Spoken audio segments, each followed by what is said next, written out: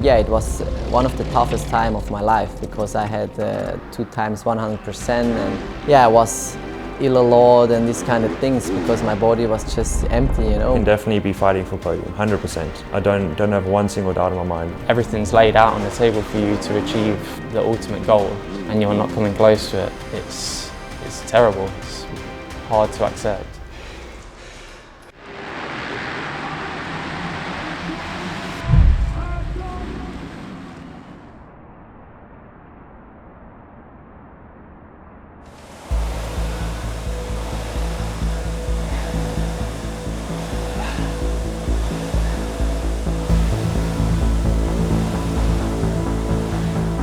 We focus a little bit more on the balance side, I think, coordination, the agility they call it, and also the reaction time. My name is Glenn Koldenhoff. I'm from the Netherlands, riding for Monster Energy Yamaha Factory MXGP. Glenn Koldenhoff's a really interesting rider. We've watched him over the years beat the very, very best riders out there in the world. He's proved it on 2 occasions now, at 2 of the biggest events, the Olympics of motocross. Watching Glenn at Redbud, the track was really, really hard. It rained for 2 days non-stop. You could hardly even walk around the pit area, let alone what it was like to actually be on a track. And we watched him dismiss every other rider out there, including some of his fiercest rivals like Jeffrey Herlings. Final lap. Wow, what a statement! Confident he is. What a statement! Great ride for the Red Bull KTM rider out of the Netherlands. And he's got a massive round of applause as well. And that is a personal achievement. Race 1 with a win. He was so ecstatic with that. But to go 1-1 just like Anstie last year. Fast forward 12 months, and Glenn done exactly the same thing again. He beat the best in the world. There's no reason why he can't do the same thing this year to win the World Championship. But what a moment, what an experience. And it'll be a big moment as well because Koldenhoff comes out of the final turn. He goes 1-1 again, this time on home soil. The Netherlands win for the first time.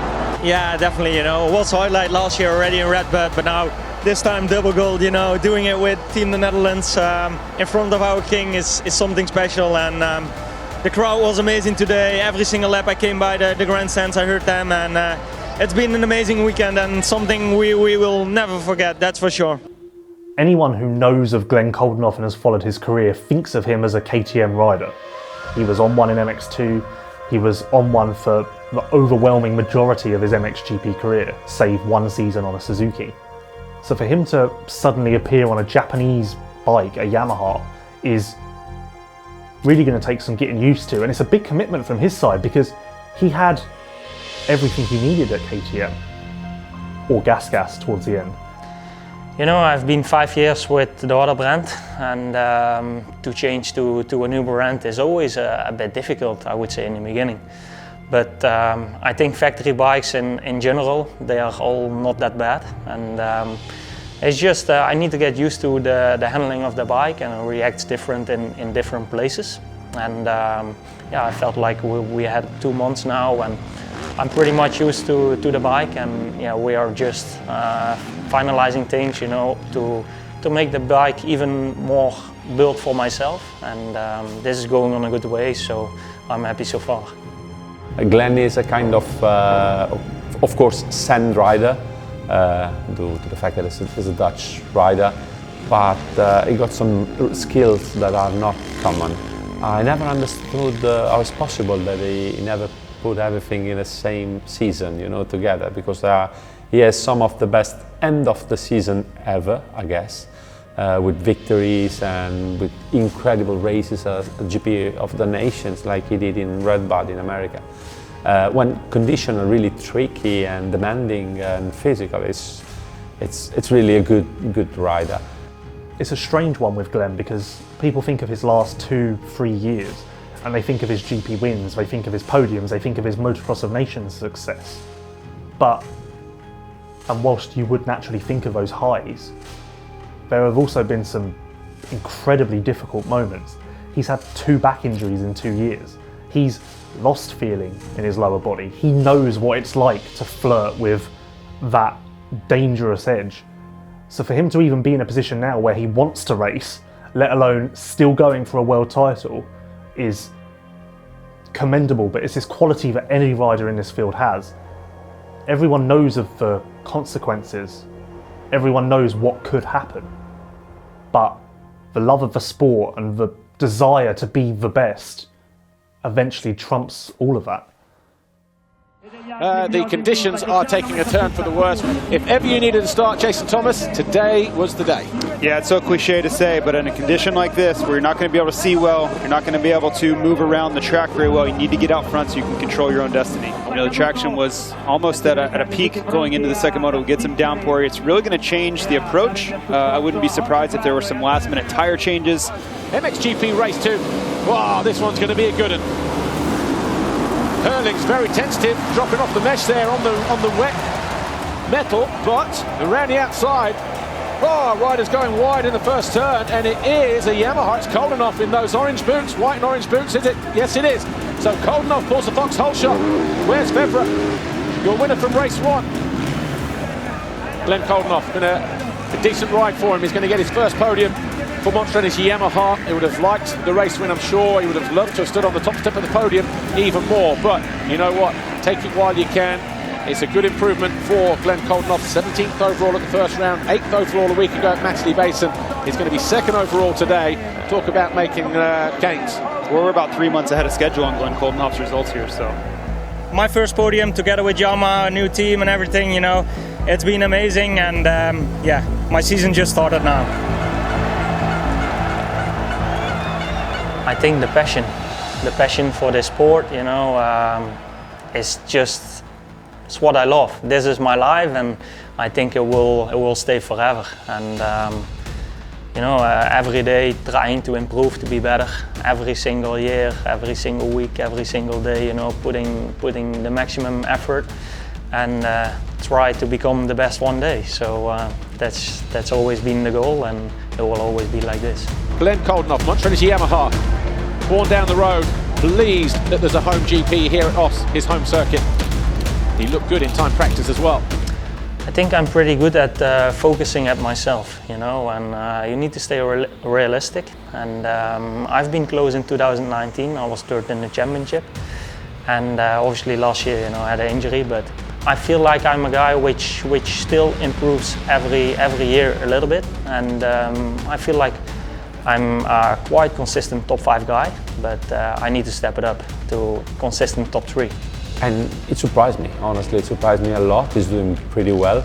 He got also some bad luck with a crash like in the second moto in Oss that took him away from a possibility to fight for a podium and maybe also for a victory.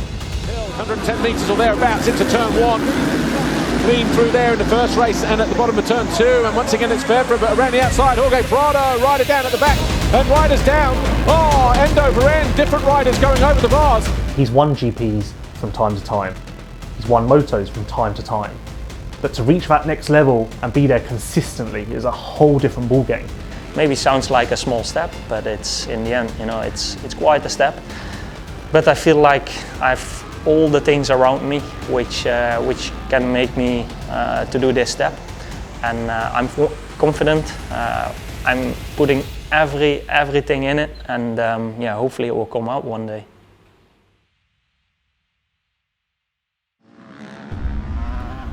The MX2 class is where some of the most promising riders in the world learn how to put all of the pieces of the puzzle together. These riders have speed, they have ability, they have the potential, but putting all of those things together to form the perfect combination is a struggle. The MX2 class is where they learn how to do that. Look at Conrad Mewse. He was a junior world champion. He won races in the EMX 125, he won races in the EMX 250. He's got the speed, everyone knows he can win. It's just putting things together on race day that appears to be the struggle for him. Everyone knows how good he can be, it's just whether he will eventually hit that level. I mean, there isn't much for me to tell him if he's firing on all cylinders, you know, regarding the riding side, apart from some lines or, you know, small things. But when he's riding at his best, which is a lot of the time, and it happens a lot in the week, and you know, he's one of the fastest in the world. I don't think anyone would disagree with that. But it's the next bit, you know, that needs to happen on a Sunday. And last year we had, you know, glimmers of, you know, the Conrad that everybody knows and he knows and I know and the team knows came to race. Well, he's definitely not going to let Muse through, but then Muse tries to get alongside the factory KTM, just trying to get himself reorganised. And Muse goes around the outside, but runs out of real estate. So it's trying to bring that out in him every time. And he's quite openly honest that, you know, sometimes he struggles and sometimes he doesn't, but we need to eliminate those days that he does struggle, and sometimes there's not an explanation for it. So you have to, you know, manage it, keep the morale up, keep the confidence up, keep the hard work up, you know, and yeah. You know, in this game, results give you the confidence. Results breed more good results, and yeah, I mean, sometimes in the morning you can tell when he comes in, you can tell it's going to be a good day because he's kind of got like his head's up. He's got a little bit of swagger, and you can just tell, yep, today's going to be a good day. We've had a few of those days. Like Spain last year was one that just the mood was easy, and you could just tell. And then other days you can sort of tell it's not going to happen. Like yeah, you know, as soon as I got here on Friday, I looked at the track, and straight away I knew that I was going to feel comfortable around here. It's an amazing track. It's yeah, lovely venue, and I'm just feeling really good. This has been a build up now for a few weeks, so I'm over the moon to get my first pole qualifying. And yeah, I'm looking forward to the races. It's going to be nice to be the first bike out for Sight and Lap. It's obviously the first time in my career, so yeah, I'm looking forward to hopefully having 2 good starts and 2 solid races. Yeah, I mean, it varies from week to week, day to day sometimes, and you get a feel in the morning how he's been, what's going on with the track. Are we at a deep sand track? What you know, has he had good results here before? What was he doing the week before? But lately, it's just been trying to get the confidence into him to get him to realise how good he is. Yeah, it's my home race for me, and the track's awesome, and I felt good in qualifying. It's all very close up there. But yeah, I'm super excited to get out there and put on a show for all you fans. All good? Yeah, you? Yeah. They blocked 2 off, so you were that green one there. Hey? Looks like you were that green gate. Where? 1, 2, 3, 4, 5, 6. Yeah, are they going to start from the inside? Yeah, 100%. Would they? 100%. What, from gate 1? I reckon. it's not frustrating, or it is a little bit, but it's almost like you just want more for him as well as the team. Like, we know it can be achieved, and we've seen it last year. We've seen glimpses of it, you know, like a 4th here and a 5th there, and it was consistent. And when you go back and actually look at last year, it was actually a really solid year for one moto of each GP. It was good. Championship at the moment, and it's Issue Championship leader, 164 points. Matters Borromeo on 16, and Maxim Renault on 52. Tom Biel still there on 50. Now Graham at a most like 29. Right, you're ready to go, mate. There's nothing you can't do. But you know what it's like, you know what it can get like. Just got to get a good start and go for it. You're faster than any of them, you're fitter than all of them. You just got to go. Be sensible in the race, get the points. Top 6, fine. 2 top 6s. If the opportunity's there to get 2 top 3s, take it. If the opportunity's there for the win, go for it. You know, you'll be good. You can do it. But 2 top 6s is a real good start. Yeah. You can light it up here if you want. If you get the start, just go for it. Honestly, everyone else will be. Everyone else is not in any better position than you are. You know. Yeah. You'll be good. All the training. Let's do it. Turns in. Gate about to drop here, and that's a good jump from the Yamaha Suzuki.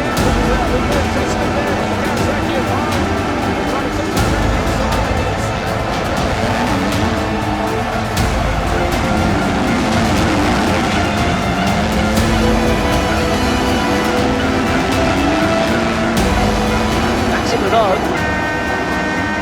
Well, it's going to be a big moment for him, isn't it? Win the overall here at Matchley Basin. Maxime Renault wins the British GP, his first victory of the season and second of his career. Conrad Mewse crosses the line in 17th overall, not what the British fans would have expected from such a promising talent. But before Matterley, he was geared up for it.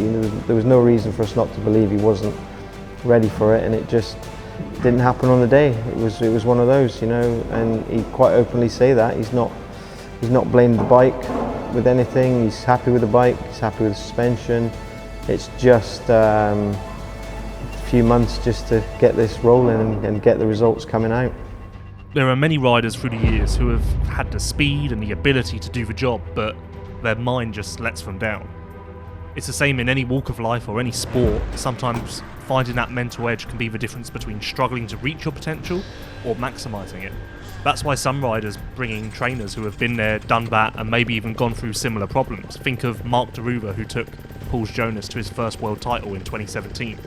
He now works with the F&H Racing Kawasaki team, and namely Rowan van der Moosdijk, and he's trying to help him do the same thing, reach that next level and fulfill his potential that is so clear for everyone to see. Okay, my name is Mark Deruva. I'm working for F&H Kawasaki Racing, and my job is trainer, mental coach, shoulder to cry on, and the babysitter. Zie, hier moet je al rechtop gaan zitten. Hier, kijk, rechtop zitten. Niet vooruit, rechtop moet je. Je moet hem voelen. Zo, je moet hem voelen.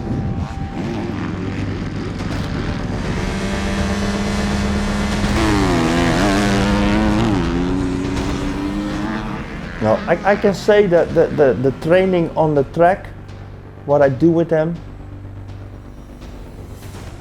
is 40% important, and I say 60% of the mental side. It's a lot. It's much more, because I know he can ride really well. You know, of course, you can always be better, and I see every time I see things, but it's more the mental side you need to work on. And that showed also, because like that last moto in Lommel, that was the only race I really saw my Rowan, let's say. That last moto in Lommel. He was so good, he was completely relaxed, he was good, you know. Great ride this from the F&H Kawasaki. Haven't seen too much of him, but he is also on the verge of making his own little piece of history. Rowan van der Moosdijk, the F&H Kawasaki rider, finally wins a race in MX2. Still in the last few weeks, I'm 3 years now with Mark, and still in the last few weeks I still learn from him. He always has new things, and then when in the night I lay in my bed, I think, yeah, how is this possible? I thought, like, this year, what can he say about me, because he knows me for 3 years, you know, and still he comes with new things, and that's what makes him so special. Zie je wat je doet? Je gaat ook weer helemaal zoals je gaat. Hop, zo met die kop eroverheen. Ja. Dan kijk maar naar je kont. Je moet naar je kont kijken. Kijk, die gaat omhoog. Ja. Zie je, en dan zo. Maar dan is die ding. Want hier is wel goed hoor, dit.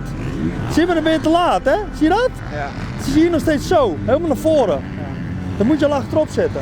When he finished his career and he started to approach the career of a trainer, of preparing other riders, I was thinking, with all the mistakes he did, probably he knew really well what not to do, but would be able to teach them what to do.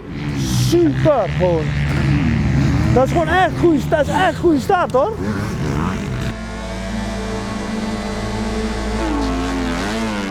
He needs to know that what he's capable of, you know. And sometimes I think he forgets that, or I don't know what's in his head, you know. I try to reveal that also a little bit, but he needs to be more sure of himself, and he knows that.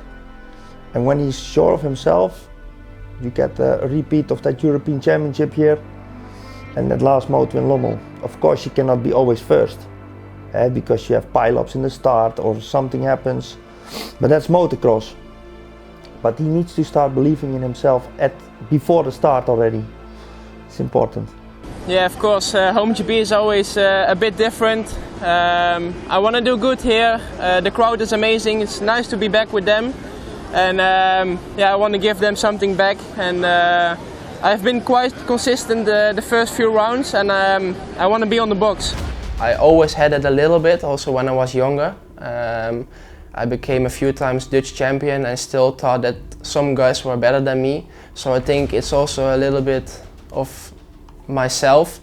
But yeah, also when Mark said to me how good I am, or many other people, yeah, there's still a little bit of thought that maybe someone is better, and that needs to be out. And yeah. MX2 race 1, 30 minutes plus 2 laps about to get underway here. Who will it be that grabs that all-important foxhole shot? The 5-second borders turn. Brace yourselves. From the middle of the box, the gates came yesterday in the European Championship races, and already swinging wide, and maybe wider than they needed to be, 1 or 2 riders.